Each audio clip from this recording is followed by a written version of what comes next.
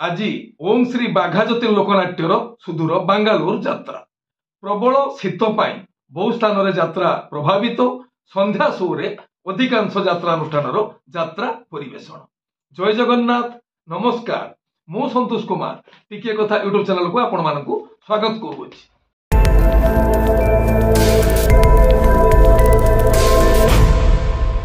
महादेव कृपा आज दिनटी आम समस्त मंगलमय।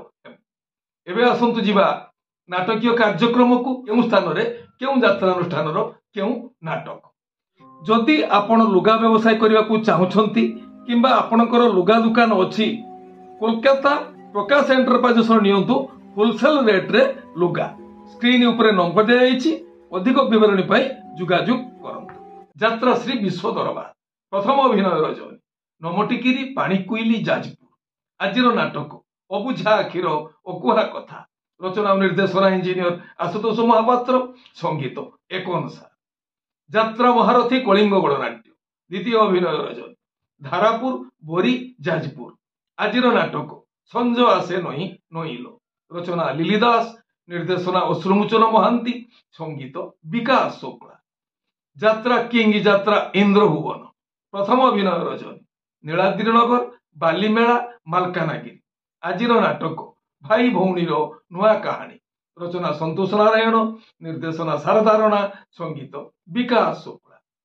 शिवानी गणनाट्य द्वितीय अभिनय रजनी महागब जलेश्वर बालेश्वर। आजिर नाटक गांधी भूमिका कन्हई दास रचना डॉक्टर दीपक जेना निर्देशना विनोद राउत संगीत अमृतांशु पट्टनायक। ओपेरा अशोक सम्राट द्वितीय अभिनय रजनी टीएलसी रोड खोर्धा।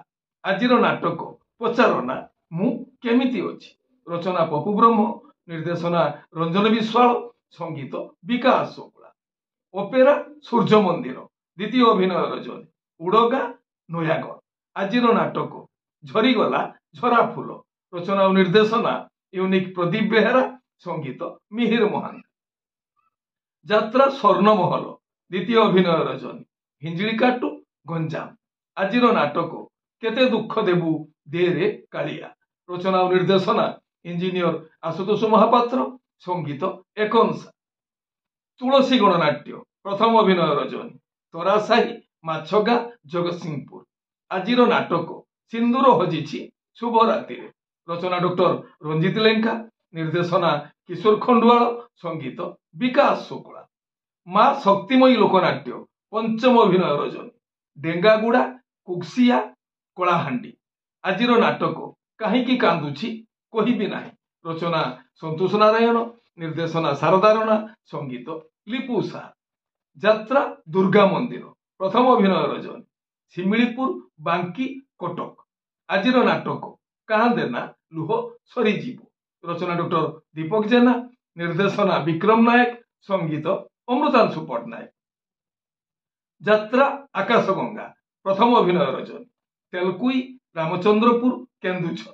आजिर नाटक निज स्वामी आउ भल लगुनि रचना जगन्नाथ राउत संगीत और निर्देशना एन ज्ञानेन्द्र।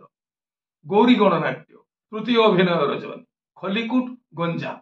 आजिर नाटक रानी पंडा को खंडगिरी मना रचना डॉक्टर दीपक जेना निर्देशना विनोद राउत संगीत टिटन सा। यात्रा रंगमहल तृतीय अभिनय रजनी महेश्वरपुर भोगराई बालेश्वर। आजिर नाटक आसीछि एका जीवी मु एका रचना डॉक्टर दीपक जेना निर्देशना महेश आजरा संगीत विकास शुक्ला। यात्रा स्वप्नमहल तृतीय अभिनय रजनी पुईतला गंजाम। आजिर नाटक केते कांदिबुरे गौरदास रचना डॉक्टर दीपक जेना निर्देशना विक्रम नायक संगीत अमृतांशु पट्टनायक। यात्रा राजनंदिनी द्वितीय अभिनय रजनी रायकुला मारकुणा बालेश्वर। आजिर नाटक राजा को मागिछि राजनंदिनी रचना इंजीनियर शची स्वाई निर्देशना इंजीनियर जुगेन्द्र मल्लिक संगीत मिहिर महान। तारिणी गणनाट्य चतुर्थ अभिनय रजनी मस्काबारी नुआगा नयागढ़। आजिर नाटक काली कनियार कला सिंदूर रचना शतरूपा मिश्र निर्देशना मुक्तिकांत नायक संगीत मिहिर महान। राजधानी ओपेरा तृतीय अभिनय रजनी लालमाटी ରାଜଘର ନବରଙ୍ଗପୁର।